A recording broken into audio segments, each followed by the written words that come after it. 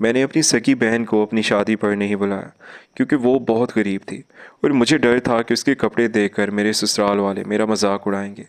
मेरे ससुराल वाले शहर के अमीर और बड़े लोग थे। उनके सामने सब कुछ बहुत शानदार होना चाहिए था। मैंने कई दिन यही सोच सोच कर गुजारे कि अगर मेरी बहन अपनी पुरानी सी शलवार कमीज़ पहन कर आ गई तो लोग क्या कहेंगे। वो हमेशा सादा रहती थी, उसके पास न अच्छे कपड़े थे न जेवर, और ना ही वो ऐसे माहौल में जाने की आदी थी। मैंने दिल ही दिल में फैसला कर लिया कि मैं उसे शादी पर नहीं बुलाऊंगा। मैंने खुद को ये समझाया कि शायद यही बेहतर है, क्योंकि मैं नहीं चाहता था कि मेरी खुशियों के दिन कोई मेरा मजाक बनाए। अम्मी ने एक दो बार कहा भी कि बहन को खबर कर दो, आखिर वो तुम्हारी सगी बहन है, मगर मैंने बात टाल दी। मैंने कहा वो बहुत दूर रहती है, उसे आने में मुश्किल होगी। हालांकि सच ये था कि मैं खुद नहीं चाहता था कि वो आए। अम्मी बेचारी खामोश होकर रह गई। वो शायद समझ गई थी कि मैं अपनी बहन को शादी में नहीं बुलाना चाहता। शादी का दिन आ गया। घर रोशनियों से जगमगा रहा था। मेहमानों की भीड़ थी, हर तरफ शोर और हंसी थी। मैं दूल्हा बनकर बैठा था, लोग मुझे मुबारकबाद दे रहे थे और मैं खुद को बहुत खुशकिस्मत समझ रहा था। मगर दिल के किसी कोने में एक हल्की सी बेचैनी भी थी, जिसे मैं नज़रअंदाज कर रहा था। इसी दौरान मैंने देखा कि गेट के पास एक औरत खड़ी है। उसके कपड़े बहुत सादा थे, चेहरा थका हुआ था, जैसे वो दूर से आई हो। वो अंदर देख रही थी, जैसे किसी की तलाश करी हो। उसका मुंह दुपट्टे से ढका हुआ था, बस आंखें नजर आ रही थी। मैंने उसे दूर से देखा और फौरन ये ख्याल आया कि शायद कोई भिखारी आ गया है, जो शादी वाले घरों के बाहर आ जाते हैं। मैंने अपने एक दोस्त से कहा कि इसे यहाँ से हटा दो, मेहमानों का आना जाना लगा रहता है। मगर वो वहीं खड़ी रही, जैसे वो किसी से मिलना चाहती हो। मैं खुद उठकर गेट के करीब गया। मैंने उसकी तरफ ठीक से देखा भी नहीं, बस जेब से 500 रुपये निकाले और इसके हाथ में देकर कहा, यहाँ से चली जाओ, आज मेरे घर शादी है, यहाँ खड़ी रहोगी तो अच्छा नहीं लगेगा। वो औरत चंद लम्हे खामोश रही। उसकी आंखों में नमी थी। उसने आहिस्ता से पैसे वापस मेरे हाथ में रख दिए और बहुत धीमी आवाज़ में कहा, मैं भिखारी नहीं हूँ, मगर शायद आज तुमने मुझे यही समझ लिया है। इसके बाद वो मुड़कर आहिस्ता आहिस्ता चलने लगी। मैंने उसकी बात पर ज़्यादा गौर नहीं किया और वापस अपने दोस्तों के पास आ गया। रात गुजर गई, शादी की तकरीब ख़त्म हो गई। सब मेहमान थक कर अपने कमरों में चले गए। मैं भी बहुत थक गया था, इसलिए सो गया। अगली सुबह जब मैं उठा तो घर में सुकून था। मेहमानों की भीड़ कम हो चुकी थी। मैं अपने कमरे में बैठा था कि अचानक हमारा नौकर मेरे पास आया। उसके हाथ में एक बैग था। उसने कहा कि साहब, ये बैग गेट के पास पड़ा मिला है, शायद किसी मेहमान का रह गया है। मैंने बेदिली से बैग ले लिया और इसे खोलने लगा। जैसे ही बैग खोला तो मेरे हाथ रुक गया। उसके अंदर एक खूबसूरत डिब्बा रखा हुआ था। मैंने डिब्बा खोला तो उसमें एक कीमती घड़ी थी। वो बिल्कुल वैसी घड़ी थी जैसी मैंने एक बार बाजार में देखी थी, मगर कीमत ज़्यादा होने की वजह से ख़रीद नहीं सका था। इस घड़ी के नीचे एक कागज़ रखा हुआ था। मेरे दिल की धड़कन तेज़ हो गई। मैंने वो कागज़ उठाया और पढ़ना शुरू किया। इस पर लिखा था, भाई, मुझे पता चला कि आज तुम्हारी शादी है। तुमने शायद मुझे बुलाना मुनासिब नहीं समझा, मगर मैं फिर भी तुम्हें मुबारक देने आ गई थी। मेरे पास ज़्यादा कुछ नहीं था, मगर मैंने कई महीने मेहनत करके ये घड़ी तुम्हारे लिए ख़रीदी है, ताकि जब भी तुम इसे देखो तो तुम्हें याद आए कि तुम्हारी एक बहन भी है, जो हमेशा तुम्हारी खुशी के लिए दुआ करती है। ये पढ़ते ही मेरे हाथ कांपने लगे और मेरी आंखों के सामने कल रात का मंजर घूम गया। गेट पर खड़ी वो सादा सी औरत जिसे मैंने भिखारी समझकर 500 रुपये दे दिए थे, वो कोई और नहीं, मेरी अपनी बहन थी। मेरा दिल ज़ोर ज़ोर से धड़कने लगा और मेरी आंखों से आंसू निकल आए। मुझे यकीन नहीं आ रहा था कि मैंने अपनी ही बहन को पहचाना तक नहीं। उससे अपने दरवाजे से भगा दिया। वो बहन जिसने बचपन में हमेशा मेरा ख्याल रखा था। जब भी मुझे ज़रूरत होती वो मेरे साथ खड़ी होती थी। और आज जब वो सिर्फ मेरी खुशी देखने आई थी, मैंने उसे जलील कर दिया था। मैं फ़ौरन उठकर बाहर निकला और नौकर से पूछा कि वो औरत कहाँ गई थी, मगर उसे कुछ भी मालूम नहीं था। उसने कहा, सुबह सवेरे गेट के पास सिर्फ ये बैग रखा हुआ था और वहाँ कोई भी नहीं था। मैं सड़क पर खड़ा होकर इधर उधर देखने लगा। मेरे हाथ में वो घड़ी थी और दिल में शदीद पछतावा था। मुझे अपनी सारी खुशियाँ बेमैनी लगने लगी, क्योंकि मैंने अपनी ज़िंदगी के सबसे कीमती रिश्ते को खुद अपने हाथों से ठुकरा दिया था। मुझे याद आ रहा था कि जब मैं बचपन में बीमार पड़ता था तो वो पूरी रात मेरे पास बैठी रहती थी। जब मेरे पास जेब खर्च नहीं होता था तो वो अपनी जमा पूंजी मुझे दे देती थी। और आज मैंने उसी बहन को अपनी शादी के दिन भिखारी समझ लिया था।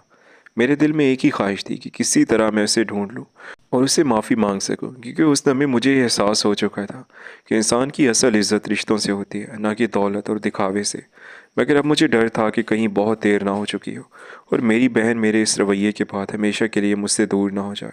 और मैं हाथ में इस बैग को पकड़े सड़क पर खड़ा यही सोच रहा था कि काश मैंने कल रात गेट पर खड़ी उस औरत को गौर से देख लिया होता तो शायद आज मुझे अपनी ज़िंदगी की सबसे बड़ी गलती का ये दर्द ना सहना पड़ता। मैं सड़क के किनारे खड़ा था और मेरे हाथ में वो बैग था जिसमें मेरी बहन की दी हुई घड़ी रखी हुई थी। मेरी आंखों के सामने बार बार वही मंजर आ रहा था जब वो गेट पर खड़ी थी और मैंने उसे भिखारी समझकर 500 रुपये दे दिए थे। दिल में ऐसा बोझ था जैसे किसी ने सीने पर पत्थर रख दिया हो। शादी के घर में लोग अब भी खुश थे मगर मेरे अंदर अजीब सा सुकून था। मैं अंदर आया तो अम्मी ने मुझे देखा। मेरे चेहरे पर उदासी थी। उन्होंने फ़ौरन पूछा, क्या हुआ, तुम ठीक तो हो? मैंने कोई जवाब नहीं दिया, बस वो बैग उनके सामने रख दिया। अम्मी ने बैग खोला, घड़ी देखी और फिर वो कागज़ पढ़ा। चंद लम्हों बाद उनकी आंखों से आंसू बहने लगे। उन्होंने कांपती हुई आवाज़ में पूछा, क्या वो कल यहाँ आई थी? मेरा दिल और ज़्यादा डूब गया। मैंने आहिस्ता से कहा, हाँ आई थी, मगर मैंने उसे पहचाना नहीं। मैंने उसे भिखारी समझ लिया था। अम्मी ने यह सुना तो वो कुर्सी पर बैठ गईं। उनके चेहरे पर दुख साफ नज़र आ रहा था। उन्होंने कहा, वो सुबह मेरे पास भी आई थी, मगर तुम उस वक्त अपने दोस्तों के साथ थे। उसने कहा कि वो तुम्हें दूर से देखकर वापस चली जाएगी। मैंने उसे रोका भी, मगर वो ज़्यादा देर नहीं रुकी। उसने कहा कि वो तुम्हें परेशान नहीं करना चाहती। ये सुनकर मेरा सर झुक गया। मुझे लगा जैसे मैं ज़मीन में कट जाऊँ। मेरी बहन सबसे बड़ी थी। उसकी पैदाइश के 10 साल बाद मैं पैदा हुआ था। उसने मुझे माँ बनकर पाला था। बचपन की बहुत सी बातें मेरे जहन में आने लगी। जब हम दोनों छोटे थे तो वो हमेशा मेरा ख्याल रखती थी। अगर घर में एक ही मीठी चीज़ होती तो वो मुझे दे देती। अगर मैं किसी से लड़ पड़ता तो वो मेरे सामने खड़ी हो जाती थी। मगर आज मैंने उसी बहन को अपने दरवाजे से वापस भेज दिया था। मेरी बहन की शादी एक गरीब घराने में हुई थी। अपने शौहर के साथ वो उसके गांव शिफ्ट हो गई और बहुत देर बाद आई थी। गुर्बत और गांव के माहौल की वजह से वो बिल्कुल गंवार लगती थी। उसकी बात करने का अंदाज भी गांव वाली औरतों जैसा था। जबकि मैं पढ़ लिख कर अपना मकाम बना चुका था। अब मेरी पसंद की शादी हो रही थी और मेरे ससुराल वाले काफ़ी अमीर लोग थे। मगर अब रह रह कर मुझे पछतावा हो रहा था।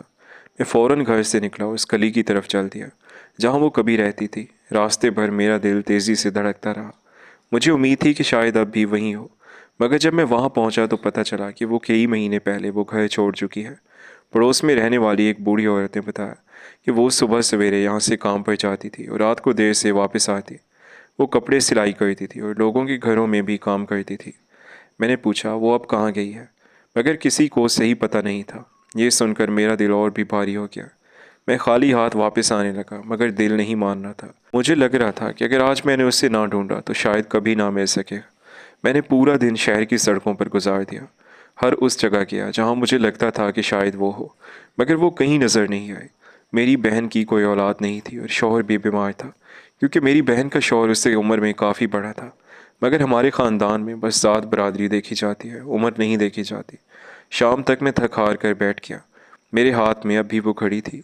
मैं उसे बार बार देखता और दिल में एक दर्द सा उठता, क्योंकि उस घड़ी में सिर्फ वक्त नहीं था, इसमें मेरी बहन की मोहब्बत थी जो उसने अपनी मेहनत से मेरे लिए जमा की थी। मैं सोच रहा था कि वो कितनी देर तक गेट पर खड़ी रही होगी। शायद उसने उम्मीद की होगी कि मैं उसे पहचान लूँगा।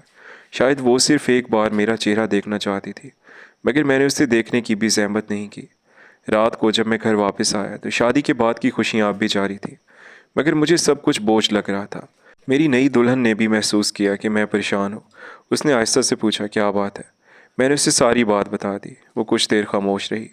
फिर उसने कहा, अगर वो तुम्हारी बहन है तो वो तुम्हें ज़रूर माफ़ कर देगी। बस तुम उसे ढूंढने की कोशिश करते रहो। उसकी बात सुनकर मेरे दिल में थोड़ी सी उम्मीद जागी। अगले दिन मैं फिर उसकी तलाश में निकला। मैंने पुराने जानने वालों से पूछा, बाज़ार में दुकानदारों से पूछा, हत्ता कि उस कारखाने में भी गया जहाँ कभी वो सिलाई का काम करती थी। आखिर एक आदमी ने बताया कि वो कुछ दिन पहले एक छोटे से क्लिनिक में काम करने लगी है जहाँ वो सफाई करती है। ये सुनकर मैं फ़ौरन इस क्लिनिक की तरफ चल दिया। मेरा दिल तेज़ी से धड़क रहा था। मैं सोच रहा था कि जब वो मुझे देखेगी तो क्या कहेगी। शायद वो नाराज़ होगी, शायद वो मुझसे बात भी ना करे। मगर मैंने फ़ैसला कर लिया था कि मैं उसके सामने सर झुकाकर माफ़ी मांगूंगा। जब मैं क्लिनिक के दरवाजे पर पहुंचा तो अंदर झांक कर देखा। एक औरत फर्श साफ करी थी। उसके कपड़े सादा थे, बाल बंधे हुए थे, मगर उसके चेहरे पर वही मानूस सा सुकून था। मैं चंद लम्हे दरवाजे पर खड़ा उसे देखता रहा। फिर आहिस्ता से उसका नाम पुकारा। वो चौंक कर मुड़ी और जब उसकी नज़र मुझ पर पड़ी तो उसकी आंखों में हैरत आ गई। चंद लम्हे हम दोनों एक दूसरे को देखते रहे। मेरे पास कहने को बहुत कुछ था, मगर अल्फाज नहीं निकल रहे थे। आखिर मैंने आहिस्ता से कहा, बहन मुझे माफ़ कर दो। मैंने तुम्हें पहचाना नहीं, मैंने तुम्हारा दिल तोड़ दिया। वो कुछ देर खामोश रही, फिर उसकी आंखों में आंसू आ गया, मगर उसने आहिस्ता से मुस्कुरा कर कहा, तुम मेरे भाई हो, तुमसे नाराज़ कैसे रह सकती हूँ। उसकी ये बात सुनकर मेरे दिल का बोझ कुछ हल्का हो गया, मगर पछतावा अभी बाकी था। मैंने उसके हाथ में वो घड़ी दी और कहा, ये तुम्हारी मोहब्बत है, मैं इसके काबिल नहीं था, मगर अब मैं वादा करता हूँ कि कभी तुम्हें खुद से दूर नहीं करूँगा। वो खामोशी से मेरी बात सुनती रही। उसकी आंखों में वही पुरानी शफकत थी जो बचपन में हुआ करती थी। उस समय मुझे लगा कि शायद अभी सब कुछ ख़त्म नहीं हुआ, शायद अभी भी रिश्ते को संभाला जा सकता है। और मैंने दिल में फ़ैसला कर लिया कि अब अपनी ज़िंदगी में सबसे पहले अपनी बहन की इज़्ज़त और खुशी का ख्याल रखूँगा, क्योंकि उसे एक रात ने मुझे ये सिखा दिया था कि इंसान की असल दौलत उसके रिश्ते होते हैं, और जो शख्स अपने रिश्तों को खो देता है वो सब कुछ पाकर भी खाली रह जाता है। दोस्तों, आपकी स्टोरी के बारे में क्या राय है? अपनी राय का इज़हार कमेंट सेक्शन में करें, और अगर स्टोरी अच्छी लगी हो तो वीडियो को लाइक और चैनल को सब्सक्राइब कर दें। अल्लाह हाफ़िज़।